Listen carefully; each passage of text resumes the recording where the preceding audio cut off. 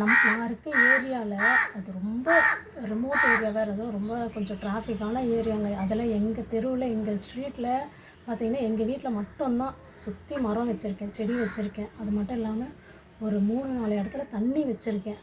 அது போக எந்த எதிர்பார்ப்புமே இல்லாமல் பச்சை அரிசி புழுங்கல் அரிசிலாம் நம்ம ரேஷனில் சாதாரணமாக கொடுக்குறாங்க. அது கம்பு என்ன கிடைக்குதோ அதெல்லாம் மாடி மேலே போட்டுருவேன். அது எத்தனையோ ஜீவராசிகள்லாம் வந்து சாப்பிட்ருக்கு. அணில், புறாலேருந்து வித்தியாசமான பறவைகள்லாம் சாப்பிட்ருக்கு. நம்ம எந்த எதிர்பார்ப்பும் இல்லாமல் ஒரு 4 ஜீவராசி சாப்பிட்டோம் அப்படின்னு நம்ம நினச்சி நம்ம போட்டோம்னா கண்டிப்பாக நம்ம எதிர்பார்க்காத பலன் கிடைக்கும்ன்றது இதுக்கு நான் ப்ரூஃப். ஏன்னா நான் இத்தனை வருஷத்தில் 10 வருஷமாக பண்ணிகிட்ருக்கேன். இன்றைக்கி எதேர்ச்சியாக பார்த்தா தோட்டத்தில் மரத்தில் உட்காந்துக்கிட்டு இருக்கு. மரத்தில் நிறைய காய் காய்க்கும். மாங்காய் மரம் அது.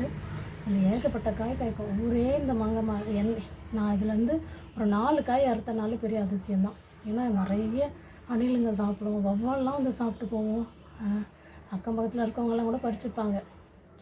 அதை நான் எதுவுமே எதிர்பார்த்ததே கிடையாது. சரி யாரோ சாப்பிட்டு போட்டோன்னு சொல்லி விட்டுருவேன். ஆனால் இன்றைக்கி எந்த எதிர்பார்ப்பும் இல்லாமல் எதிர்ச்சியாக பார்க்கும்போது நம்ம மயில் வந்து நம்ம மாங்காய் மரத்தில் உட்காந்து அதில் கீழே விழுந்து இந்த மாங்காவை கொத்தி சாப்பிட்டுட்டு அதில் கொஞ்சம் அப்படியே அந்த நிழலில் உட்காந்துட்டு இருக்கிறத பார்க்கும்போது அவ்வளோ ஒரு புண்ணியம்.